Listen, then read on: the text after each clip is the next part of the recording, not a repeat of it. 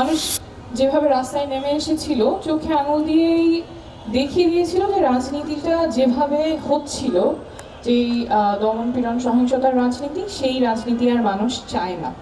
একটা নতুন ধরনের রাজনীতি চায়, নতুন ধারার রাজনীতি চায়। কিন্তু আজকে আসলে সেই জায়গা থেকে প্রায় 2 বছর পরে দাঁড়িয়ে আমরা যেই নতুন ধারার রাজনীতিটা দেখতে যাচ্ছিলাম সেই জায়গাটায় হয়তো আমরা এখনো যাইনি, বরঞ্চ মনে হচ্ছে যে পেছনের দিকে যাচ্ছি, আবারও সহিংসতার রাজনীতি ফেরত আসছে, প্রতিপক্ষকে ঘায়েল করার রাজনীতি ফেরত আসছে।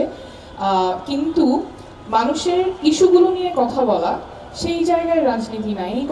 কয়েকদিন আগেই ছোট ছেলে আলিফ চোখটা কেড়ে নেওয়া হলো সহিংসতার রাজনীতির ফলশ্রুতিতে। অথচ মানুষের প্রতিদিনের যে সমস্যাগুলো আছে, যেগুলোর সমাধান রাজনীতি থেকে মানুষ এক্সপেক্ট করে, সেই জায়গায় কনভারসেশনটা নাই। আজকে এই এলাকার মুরগিদের সাথে কথা বলছিলাম, উনি বলছিলেন মা কি আর বলবো, সমস্যার তো আর শুরু করলে বলে শেষ করতে পারবো না, কিন্তু এগুলি নিয়ে তো আর কথা হয় না। একজন মা তার বাচ্চাকে নিয়ে সরকারি মেডিকেলে গিয়েছিলেন, তিনি বলছিলেন যে পদে পদে কতখানি ভোগান্তি হচ্ছে।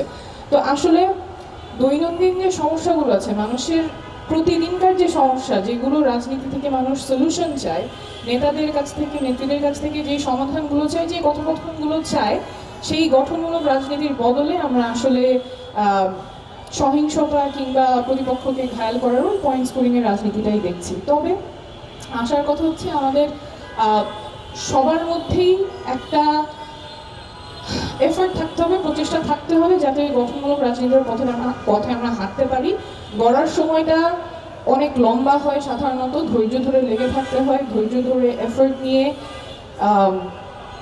চালিয়ে যেতে থাকলে হয়তো খুব স্বল্প সময়ে আমরা ফলাফল দেখতে পারবো না, কিন্তু ধৈর্য ধরে প্রচেষ্টা চালিয়ে যেতে থাকলে আমরা নিশ্চয়ই ওই জায়গাটাতে পৌঁছাবো যেখানে গঠনমূলক রাজনীতি সামনে থাকবে, সবার সামনে থাকবে, এবং সমাধানগুলো, মানুষের সমস্যার সমাধানগুলো যেগুলো রাজনীতি থেকে আসা প্রয়োজন, সেই জায়গায় রাজনীতিটা আগাবে, সেই প্রত্যাশাই রাখছি। সকলকে অনেক ধন্যবাদ। খবরের কাগজ, নিখাদ, নির্ভীক, নিরপেক্ষ।